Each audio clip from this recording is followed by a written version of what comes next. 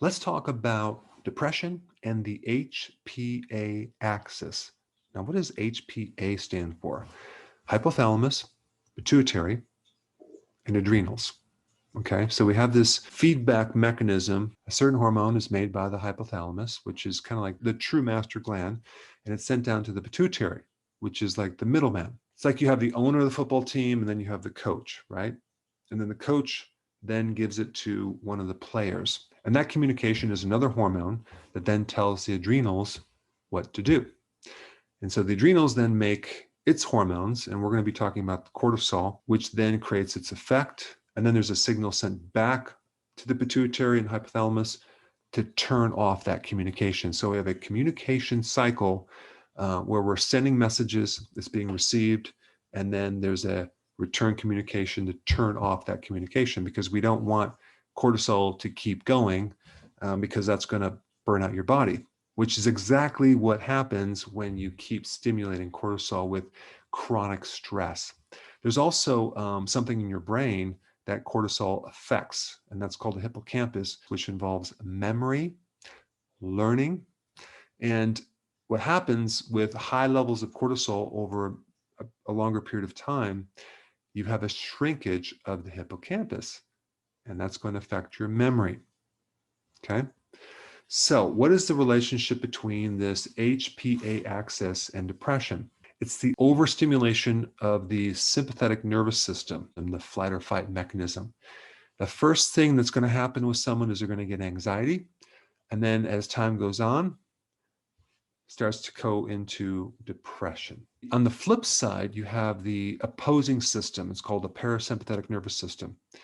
And so we have the sympathetic, which is flight or fight, and the parasympathetic, which is the rest and digest.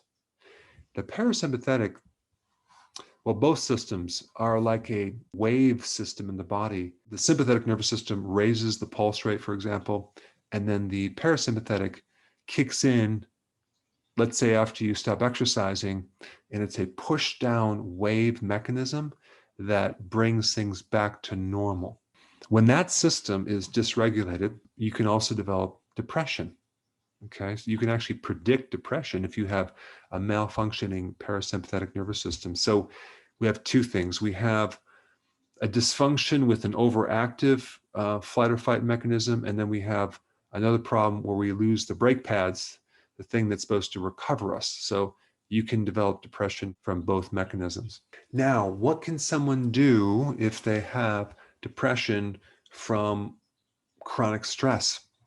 Well, reduce the cause of the stress. Whatever that is, it must be reduced. Number two, magnesium helps support and helps normalize an overactive HPA axis mechanism. Now, fasting really can help someone. Fasting not only brings up your emotional state and is one of the best things for depression, but can also reduce the stress on the HPA axis. Now, of course, I would always recommend combining it with ketones, because ketones are part of that. Because when you put someone in ketosis, it's a much better fuel, and then you go away from burning glucose, because glucose can also affect someone's mood and bring them into a blood sugar anxiety or even a depression. Aerobic exercise is also very therapeutic of reversing the damage to the hippocampus, because we want to flood the brain with lots of oxygen. So a lot of long walks would be very therapeutic. Vitamin D.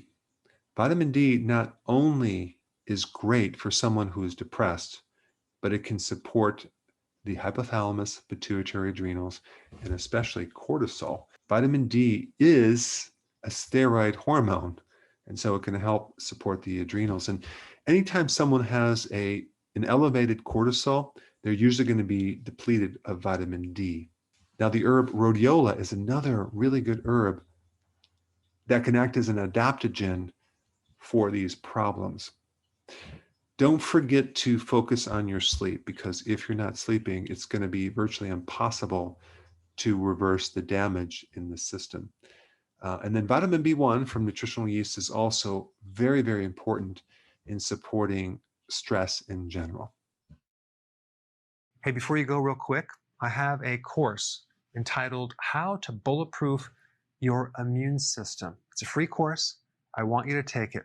And here's why. Here's you. Here is your environment. Everyone is focused on this over here, avoiding your environment. But what about here? What about strengthening your immune system? That's what's missing. This course will show you how to bulletproof yourself, and so you can tolerate and resist your environment much better by strengthening your own immune system. I put a link down in the description right down below.